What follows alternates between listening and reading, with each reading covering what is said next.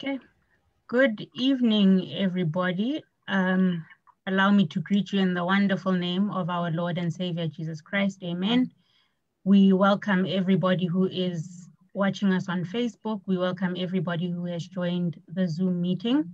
Today, we have the coordinator of the youth unit who is here to wrap up Women's Month, but also wrap up the program of the PB and the Methodist Church at large that says, as the Methodist Church, we are against gender-based violence.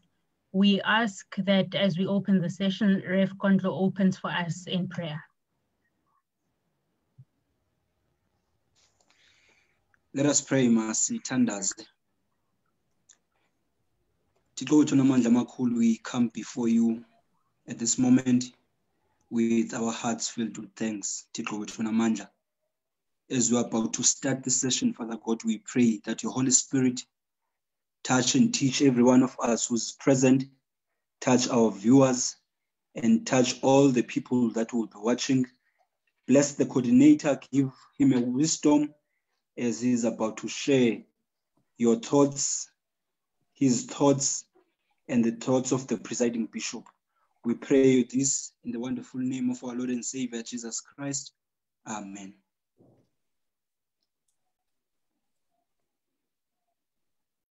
Allow me now to then invite the coordinator of the young people, Reverend Simphiwe Mthembu. The floor is yours, sir. Thank you so much once again to Sister Amu and Reverend Kondlo for leading us in the opening session. But also let me greet Reverend Ngombo, the coordinators who are present here today, the General Secretary of Young People, and everyone who's just joined us on Facebook and also who are with us here in this Zoom meeting. Friends, today really it is a session that is trying to summarize the whole point behind the presiding bishop's theme and the 7 weeks of the preaching series, which was titled Stop Gender-Based Violence, Freedom from Fear of Violence. So basically, we are also going to be concluding Women's Month. Next week in the Methodist Church of Southern Africa, we are starting with the Youth Month, which the structures or the entities within the unit are expected to render different programs throughout our connection. So today mainly is to summarize and maybe engage for the last time on the issues of gender-based violence and the struggle of women within our church and also within our society. We do have other people here who will also add in that subject. But I must say, friends, that we had organized to have Sister Thandi Ngongo, who is the coordinator of the Natal Coastal Synod, who was going to be the one who is leading us in this summary. But unfortunately, she could not be with us because of the bereavement within her family. We pray for her as she travels to the Eastern Cape where the family is and where the funeral will be conducted. So we do pray for her, and we know that when time is right, we will also have her again to be with us.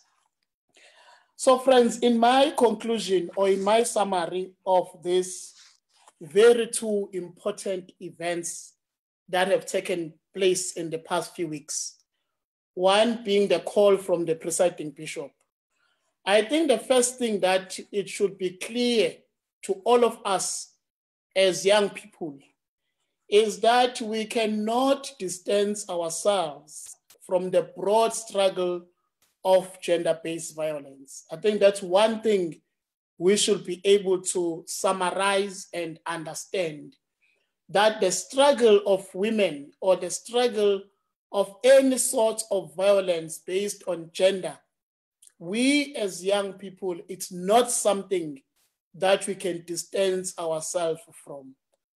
It's not a business of old people. It's not a business of women. It's not a business of anyone but us as young people. I think the call that the presiding bishop has made of moving from fear of violence, it's first to embrace the fact that the society, the community, our families, the church is abnormal. Because we can't, first of all, as a society, stop in all the activities that we are doing as the church, as the community, as families, to stop from all the activities and be able to engage on this if things were normal. So I think it's very critical to embrace the fact that things are not normal. Because I've constantly seen, as I've said, this is a reflection, this is the summary. I've constantly seen that young people during the month of August, and also when we speak the issues of gender-based violence, they treat it as something that is far away from them. It is not far away from you. It is the business and the agenda of young people. So that's the first thing that I think we must capture and hold on it as young people of the Methodist Church of Southern Africa. Obvious, continuing from what we said last week when we presented Siaphakama, the fact that we cannot, we ourselves, engage on any struggle if we are scared. We can't engage in any struggle. Any struggle requires people who are brave, people who are going to be able to conquer their own fears, so that when we stand for justice, because we must be able to stand for justice regardless of who is it for or who is it against. We must be able to stand for justice and be able to speak the truth, even if it is not favorable. So the next thing that I think I must also highlight is the fact that we must be able to engage in developing. I think we had focused much on assuming that activism will come naturally. And yet there are no programs of consciousness. There are no programs where we call young people when things are normal, not when now we have to react and everyone is preaching on the subject and everyone is speaking on the subject. Because the fear that the thing that I'm afraid of is that after this, then it will be quiet again. Then December, 16 days of activism will come back and everyone will be up in arms. And then it will be quiet again. And then there'll be other cases of young people who are being killed, women being killed, people being killed because of their sexual orientation, and then we're up in arms again. So we as young people of the Methodist Church of Southern Africa, I believe that we must be able to develop a program of consciousness of how do we make young people activists, so that when these injustices present themselves, we are there to counter them. And I have said this in the formal meeting of our conference, at our youth conference and children's conference, that the olden days youth, the one that we refer to them now as young lions, because young lions, they don't exist anymore. They somehow they were consumed by systems that are there, systems of power that are there. But when we refer to that generation, whether it's a generation of the 1960s, Afro Obaba Osobukwe, who were young at that time, or whether it is the generation of Tietze Mashinini, the 1976 generation, whether it is even the 90s generation, which is the generation Thabo Peter Mokaba. All those young people who at that time became the voice against all sorts of injustices. There were people who were formed. They did not come from nowhere. They were shaped. They were engaged. And above all, they were made to understand that an injury to one is an injury to all. They were made to understand that if one suffers, everyone suffers. They were made to understand that if a girl from next door is raped, that does not only hurt the girl, it hurts everyone else.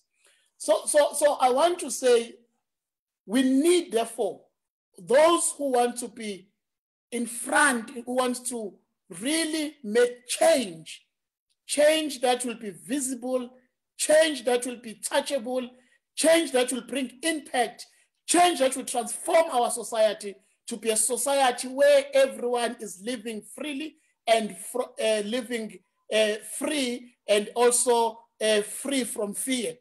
We need, therefore, a certain strategy of being intentional in grooming, in mentoring, in channeling, and also in conscientizing young people and children in particular. So that children, they don't grow up with a doubt of themselves. So that children, when they grow up, when they encounter this abuse at home, they have a courage to speak against. Because we are going to only be theoretical if we are going to constantly do this presentation, have those workshops, unless being able to have foot soldiers. True transformation comes when the people on the ground are transformed, when the people on the ground, they see the need. I hear people saying about the changing of the political parties through voting. That is only possible. Any system can change if the people on the ground are conscientized to a point where they see that they need to be delivered or they need to deliver themselves. You know, if I can just refer a bit on the story of Moses and the people of Israel. Moses had to first convince the people of Israel that they need to be liberated under the hand of Pharaoh. There were people who did not see anything wrong with the system in Egypt, who rebelled against Moses. When Moses was saying to them, we have to leave, they always had something to say in order to hold back the process of transformation and change and liberation. So I am saying to you, young people of the Methodist Church of Southern Africa, there is a need to go back to our societies, and particularly within the context of the Wesley Guild, to our seeds, and ask ourselves, the seeds that we have, how do they conscientize young people to be activists in their communities?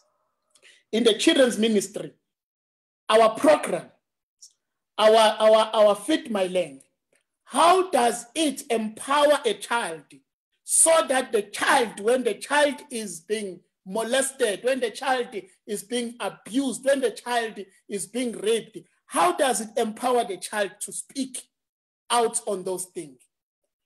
The MEDSOC, if you go to the institution of higher learning, these things are even happening there. What are the programs that MEDSOC are put in place so that a young girl is not afraid to go to the library at night and cross night with their studies? So basically I'm saying we first need to conscientize, but secondly, we need to have programs that are able to really empower our constituency in order for them to be able to fight this thing. But also, the third thing that I think, which again is the summary, and I've listened to many sermons that have been preached.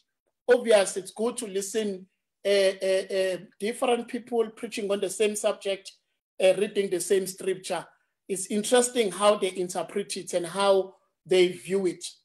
Because why I'm saying that is that it's clear that from my analysis and my point of view that we are struggling to understand feminist theology. We are really struggling to understand it. I don't think that we have invested much on it. Maybe the church going forward, it could sponsor certain theologians in our church to go and dig deep, so that we don't only preach emotions. It's good to put emotions there. It's good to put relevance of issues that are happening. But I believe that theology, it also assists us to be able to understand God more. Understand God in a way that we can be able to reflect God.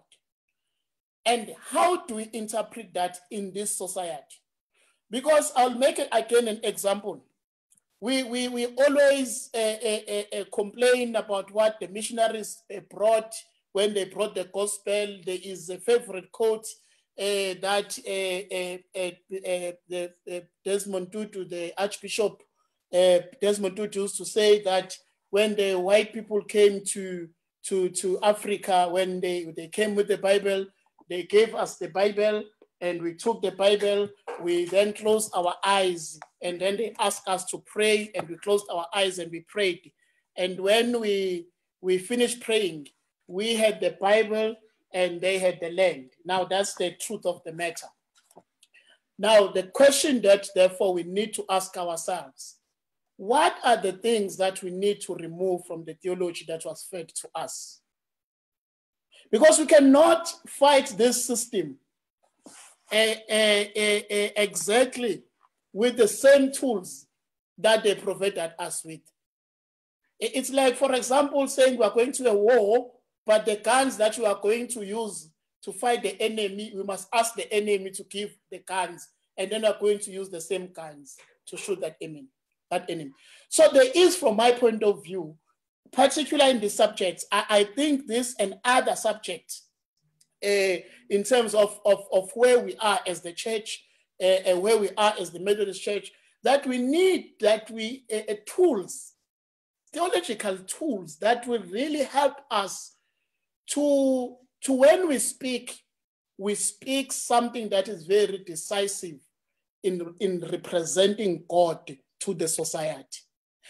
Why I'm saying that is because most of the things that we've been preaching about, we've been protesting about, are the things that are found in our culture, in our doing of things. I'm not talking about now tradition, African tradition, and all those things, but in the culture of the church. You find these things that are entrenched there. They're entrenched there to a point that people, they even defend. You find people who are talking about this subject 2 weeks down the line, they're saying, we are tired of this subject. I think that comes because we are not equipped enough. And I'm saying to young people, equip yourselves. And to be a feminist theologian, it don't require you to be called and wear a collar. We can find more of them. And actually, I must say, there are more of them, but I don't think we are giving them enough space, because when we give them space, we get intimidated, because they're going to touch on issues that I've said we have embraced and said these are things that are part of the church. It is part of the church that women must sit there. It is part of the church that women, they must wear a tie and wear a mantle so that they are in a uniform. But the uniform is biased. You know, there are many things that are there already. How we treat even colleagues in ministry, how do we treat young girls in ministry, and all that. All those things, from my point of view, they are going to be addressed if we fully decolonize our theology, but specifically on this subject, put a clear feminist understanding of theology. What does it mean? Because feminist theology, it will help us with understanding the context, the culture, the religious tradition, and also the experiences of individuals. You know, because there are many experiences that I think we have not exposed enough as the church. And obviously we are inconsistent when it comes to exposing such behavior or cultures or things that have entrenched in our society. But also, we need to understand and constantly now, which is my other point, constantly go back to the scriptures. It is good that the presiding bishop, and we are appreciative of the scriptures that he gave to us. And it is good that we made all of us to preach out of them. But the truth of the matter is, we visited them now, we will never visit them again.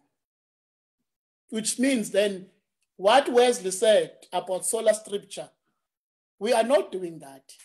Because if we believe in a sola scriptura, the Bible, the word of God is present, we must be consistent in preaching every part of it.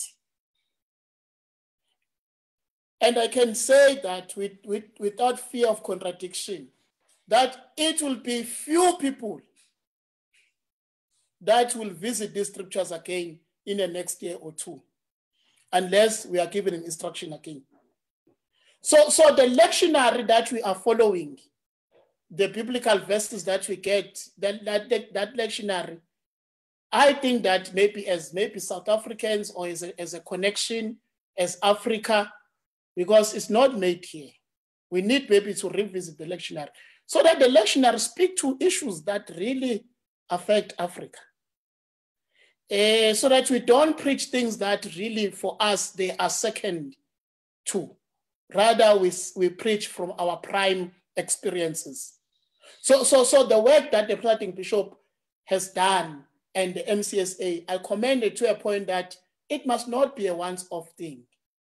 And also for us young people, let us not wait for it to happen, but let us be honest in going to our ministers, our peers, and ask them to help us to unravel the scriptures that makes us uncomfortable. Because that is our point of departure. We may agree with some of the things, we may disagree with some of the things, we may need discernment in some of the things, but that is our point of the matter. That's why Wesley said he was a man of one book, meaning that he's a man who was constantly on the scripture. Now, if we are going to continue preaching the scriptures, we therefore need to be consistent to preach all the scriptures, not those that favors us, not those that protect the patriarch society, not those that protect the tradition that we are used to. But I must say, which I think this is my last point, which is the point of celebrating and also appreciating. I must really, friends, I think one of the things that we must be grateful for with the coronavirus season in our lives and in our church was the opportunities of the exposure. We have been given exposure to listen anyone in the world. I spend most of my time listening to presentation from all over the continent, from all over the world, and even here in South Africa and even throughout our connection. I've listened in our June 16 service. We had Brother Simba, who is the president of the youth unit of Zimbabwe conference, because this was the circumstances presented to us. So I am appreciative that there is really been a very good and positive attitude at a very high scale of people who participated, one, on the program by the presiding bishop. Because that to me, it says, at least there is a certain level of appreciative and also of understanding the need and the challenge that we are facing. We cannot take that away from the presiding bishop and from the Methodist Church of South Africa, that being able to be brought to be bold enough. I invited in one of these sessions, I invited Reverend Bafana Kumalo from the Lutheran Church, who is the founder of the Gender Sonke Justice. And he said it clearly that the Methodist Church has shown leadership. And I'm just saying, young people, I know sometimes we are impatient with the process and the progress that we are doing as the church. But I think we must be able to give credit where it's due. The call by the presiding bishop has shaped our church. It has shaped our local preachers. It has shaped the society at large as the church that showed leadership in to say that when the president spoke, we are not going to keep quiet. So that credit must be given. But further, I want to commend the leaders, and I'll start with the leaders of young people in the synods. They've been consistent in making sure that this voice of gender-based violence and the empowerment of women, and also the emphasis of being created equal before God and before the society, it's been heard. Going to all the ministers, we appreciate that from young people's point of view. Obviously, next week, I'll be speaking directly to the issues of young people. But on this one, I do want to say that because, friends, if we don't learn to celebrate milestones or steps that we take, we will always be a doom, we will always be throwing stones. There is a point where we should be able to say, well done, presiding bishop, well done, MCSA, well done, leaders. Fine, the journey, we know that the walk to freedom, it's a long journey to freedom, that we know, but we must be able to celebrate those milestones. That's another thing. But also, just to say this and conclude with this, the young people of the Methodist Church of Southern Africa, you have shown, whether it is in the children's ministry, whether it is MEDSOC, whether it is Wesley Guild, you have constantly shown that at least we have an insight of what is happening in our society. Because if we are young people, we are children and young people, and we have no sense at all of what our society is going through, we will never be relevant in our ministry. So that is the last point that I want to say, friends, that the gender-based violence and the empowerment of women, the liberation of women, the creating a gender equal society, a society that respects any human beings and God's creation equally. It is a long journey, but it is a journey that we can be able to walk together. And I think this past 7 weeks of the presiding bishop and the month of August has proven to us that we are in the right direction. The things that I mentioned are the things that I think we can improve on them. But basically, let us soldier on. Aluta continua. I thank you.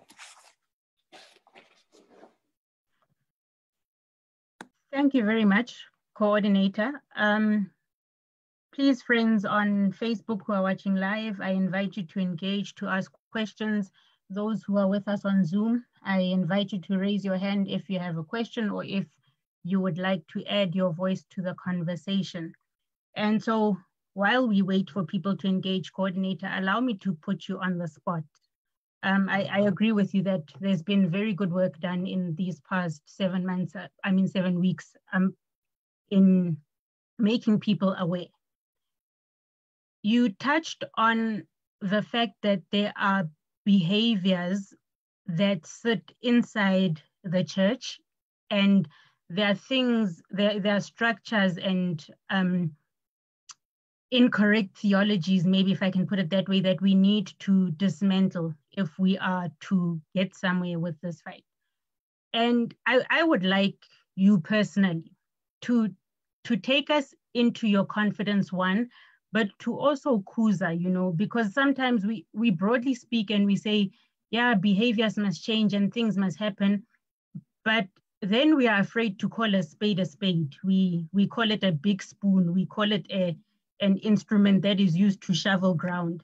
And we don't say the behavior that needs to change, ABC is happening and ABC cannot happen if we are to move forward. And so if you had to identify some of those behaviors that are problematic, and then if you had to, in your leadership capacity and as a father figure and as, you know, as somebody that people may look up to, say, Kuza us, what would you say to young people? Okay, thanks so much, GT. I think for me, the first thing is I'm trying to get words that are, okay, I think the first thing is when we hear a case, like the case that happened in Pretoria some years ago, and I don't want to get into that. If we hear something like that, we should not, and I think his siblings was trying to say that, and that's where I was quizzing actually. We should not be asking, hey, but they did this, the girl has done that, the girl has sent the message, then the girl has done that.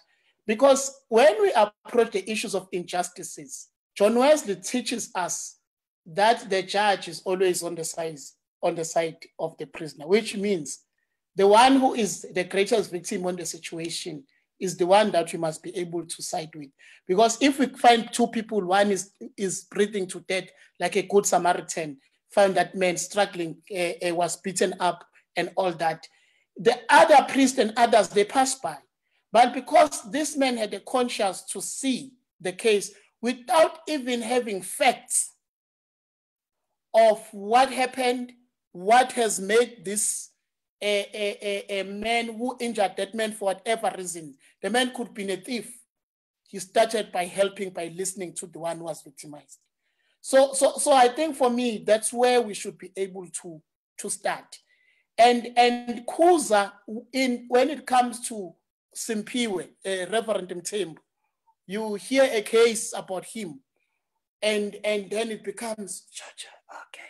No, we should be able to raise, because I'm still your brother in Christ, and it is our faith that calls us to be able to hold each other accountable.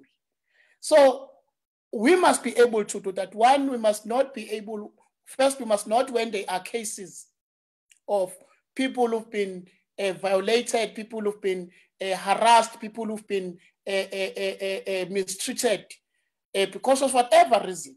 Because as we know with other churches, this gender-based violence, not now only on females, but also on males as well. We have had cases like that. So it should be able to brought to the fore, there and there. And we as young people, we should be the ones who are standing for that. Who are the ones who should be raising that and advocating for that. But also, what I want to Kuza also is the fact that what I've observed is when there are programs in the church, I don't know whether that comes naturally or it is come of our tradition or our cultures, but it's been clear that you find that sometimes women are at the forefront and leading things and doing things, but when it comes to recognition, they are not there. They are nowhere to be found. We just don't have a good culture of affirming women and young girls in particular in our society and in our church. Somehow, I don't know how we do that, but it is wrong and it needs to be addressed. I think those are the three things that I can be able to say. We need to engage them as soon as possible.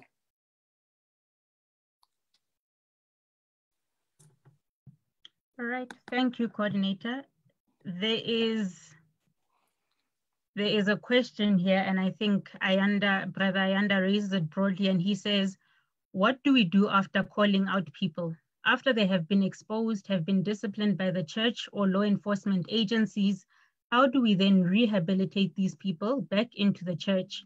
Because society says that we cancel a person, but with the church, it is different. We all preach forgiveness, and thus we believe in people repenting and being forgiven.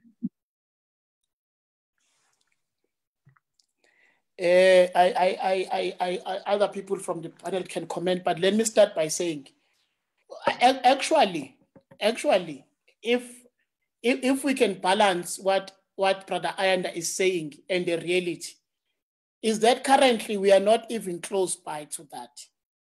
And I'm saying that because church has this weakness of failing to balance grace and law. And on this issue in particular, we have sided with the side of grace, not law. Naturally, the church rehabilitates itself or her members. Naturally, it happens that way. And in many other cases, we go extreme in fighting people. But unfortunately, and I don't want us to be caught in trying to solve the end of the person while we are not even started to attempt to make sure that the law and all those things taking place. And I'm not saying that people, they should be thrown outside. But what I'm trying to say is that on the issues and cases of gender-based violence, unfortunately, we have been very lenient in promoting grace more than anything. And not that we do that without any justification. We do that with a justification of not talking about the issue because, we are going to embarrass so and so. So and so is a minister. So and so is respected in the community. So and so has been a steward for so much years. So and so has been in this church. And as a result, we never even get to start. And I believe that the church itself, it does have its own mechanism. It is designed like that to be the church of grace. But we must be able to balance grace and law. And currently on this particular subject, grace, silence, covering up, protection, it's been the main thing. Before we can even to get to what Brother Ayanda is saying, we need to first dismantle ourselves and be able to be confronted with the things that we find them difficult. But that will be my position. And I believe that the church will be able to do that as it moves forward. But currently, we have not even started. We have not started to report cases in churches to the law enforcement agencies. We have not started to do that. We have not started to put people in serious discipline. Actually, if we put someone in serious discipline, the discipline process of the church, it ends with grace. The discipline process of the Methodist Church. I was talking to someone and saying to him, you must understand that the church never throws anyone outside. Never. It never does that. The church works on you or works with you for you to discover this grace of God and be able to be confronted by that grace to a point that you say, I can see, and now I repent. And that on its own, it just swallow you back to the system of grace and love. So for me, that's what we need to balance. But I think we need first to make sure that discipline of the church and that law enforcement processes, they do take place, because currently they don't. Thank you. But someone else can also contribute on that. Thank you, Amo. I also, Sister Fumani, I see you've switched on your camera. I'm assuming you want to engage or you want to say something, or you just wanted us to see your beautiful face. Sorry, hi, Amo. Hi, Rev. I think most of our questions are being aimed at you, given that you were the main face of today's discussion, and thus you the one interacting most with us, to say the most. However, I'm really conflicted because as we speak, coming from a position in the MCYU where we have been faced with certain circumstances or things that are happening, and people come up to us to say, I have a story to tell. I have something that has happened to me, but I will not come forward and speak because I do not think what the church is doing is adequate. And I'm speaking now from a point of IMETSOC, which falls under the youth unit, even though we're doing Wesley Guild at large, but I believe we are seeing the same things that are happening in the Wesley Guild as we are there. And it is so conflicting to try and come up with something, whereas there's only such a limited thing to do when you are a person in leadership or trying to lead and find something new. What exactly is this rehabilitation and the balance that we are trying to come up with that puts grace before law, yet equally so is able to rehabilitate both the victim and the perpetrator without moving them from their norm of being part of a church that makes them whole? I don't know if anybody else could answer. I mean, we've got Rev Kondlo and the likes of fellow secretaries, the likes. I don't know, perhaps somebody else could answer, but it really conflicts me that there's such a limited thing to do. Also, the processes of the church are long, they're lengthy, to a point where one loses hope to find rehabilitation from that has happened. I don't know, could I please just be enlightened about this?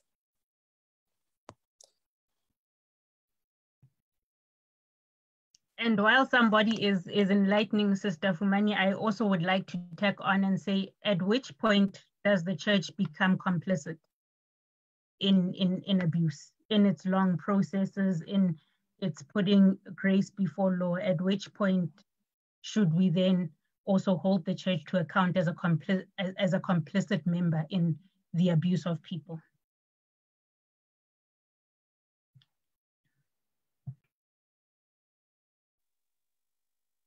Amo, can I just read what Sister Khomi just commented, so that the person responding can also respond to this comment? Can I go on? Yes, you can. Okay. Sister Khomi says, when we invest in rehabilitating perpetrators, we need to also invest programs of healing for victims, because thus far as a church, victims have been put to shame for speaking out. So I'm guessing in what you were saying and what my sister was saying, can whoever is going to respond tie in all of these questions? Thank you.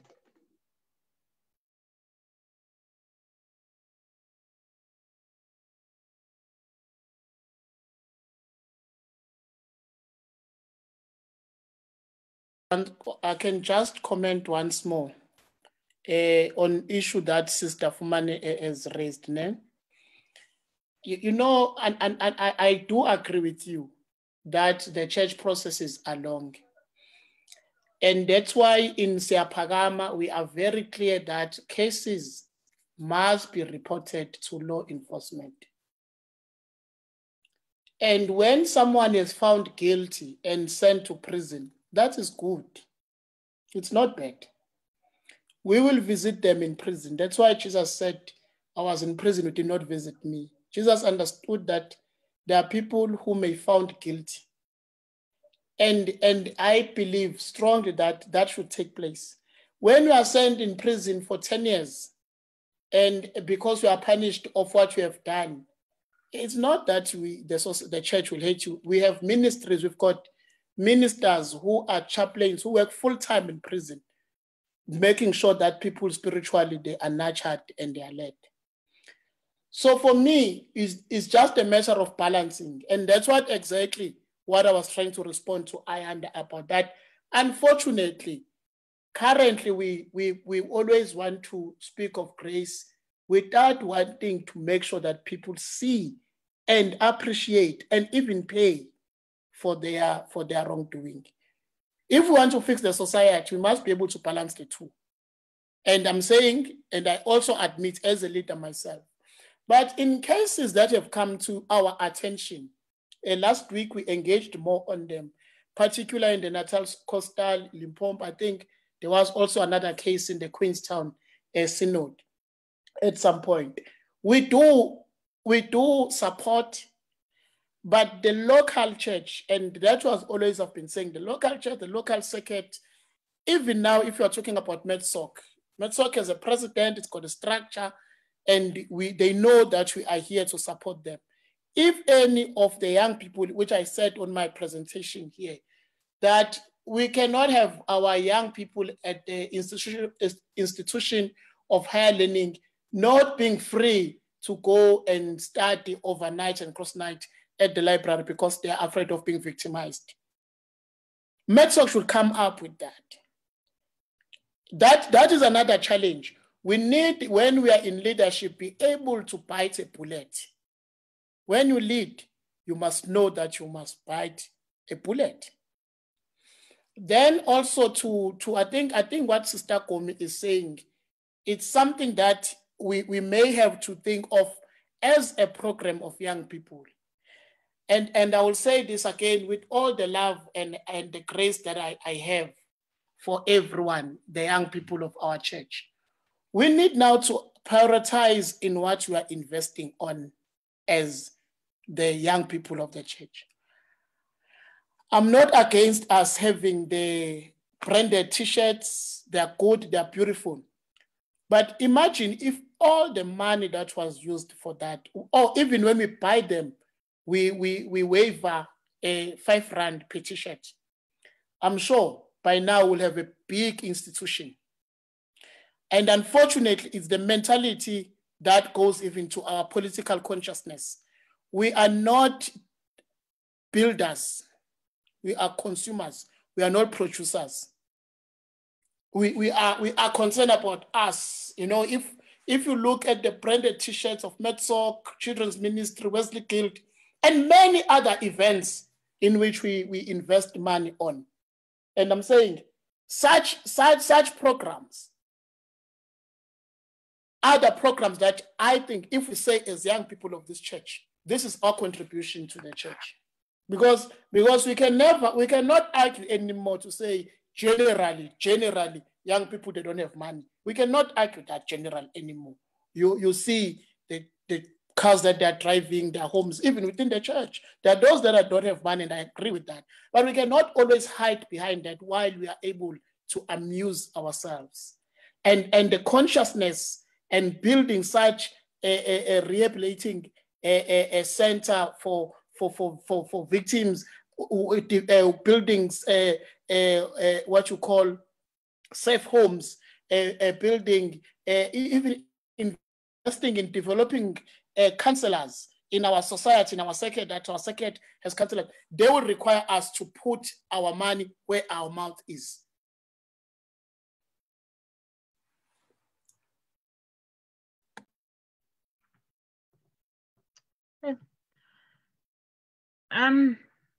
I've been checking the Facebook feed, and mostly it is people who are in agreement. It is people saying amen. It is people that are saying they are listening, but no questions coming off of that platform. And I think this one too. And so then allow me, Reverend Mthembu, to thank you for your time. Allow me to thank you for summarizing for us what the last 7 weeks have been about, but beyond that, encouraging us to conscientize ourselves as young people so that we are not reactionary, but rather become proactive activists in this fight. And we are not always waiting for something to happen, and we become Facebook activists, and no real action on the ground takes place, and there is no real change that is felt in people's lives. It can only be my hope, as somebody that holds that Siyaphakama document very dearly, that we will begin to see it translate into practical action at local level, so that we can begin to implement meaningful changes. And with that, I thank you. I thank everybody that has joined us on Facebook. I thank everybody that has joined us in this Zoom meeting. And I now hand back to our real host, the Reverend Ngombo. Real. Yes, this is his house. We were guests in his house.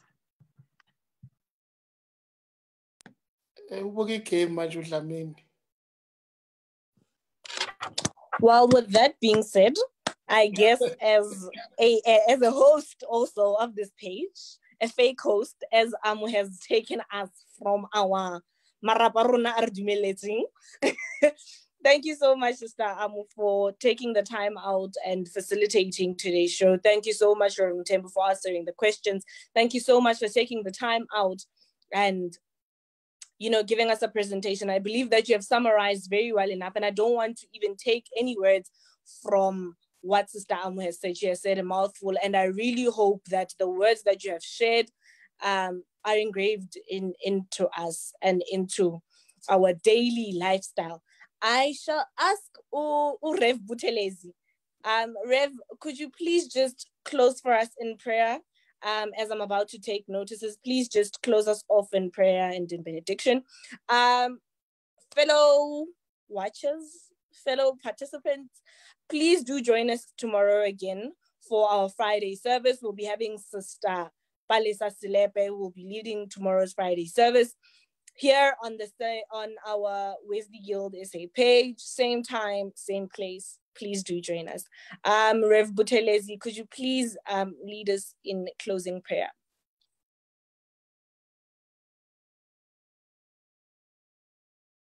Guys, Gypsy Ajua, like, could we get a closing prayer? What is the score? All I know is that Chiefs is losing. I think that's why all the reverends are not here watching. But Rev Nombe is Pirates, Evana is Sundowns. Let me pray and then we close. Shall we pray? Please do pray. Okay. Tutu will pray for us. Thank you. Okay. Thank you. Siyabulela Thixo wethu for allowing us into yoba sithethe Thixo wethu ngezinto ezisigqibayo Thixo zansemhlabeni. Akoneli ke Thixo ukuthetha ukuba Thixo sizukuze zenze ezi zinto. Nqanda ke Thixo kwanele. Singenelela ke Thixo unike icebo. Wenze Thixo wethu into besisifo siyi-gender based violence siyiphele ke Thixo wethu. Sikuthembile into yoba niyawusinika amandla, usinike nengqondo yokwazi uku-implementa zonke izinto esithi Thixo wethu sicingele into yoba Thixo wethu uza kunqanda zonke ezi zinto. Sibulela kuwe ke Thixo ngamaxesha onke. Sithembile into yoba zonke ezi zinto uyawusenzela ngoYesu Kristu Nkosi yethu. Amen. Ufefe lweNkosi yethu Yesu Kristu, uthando lukaThixo uyise nobudlelane kaMoya Ingcwele ngahlala kuthi sonke ngokude bengunaphakade. Amen. Amen, Bude. Amen, Bude.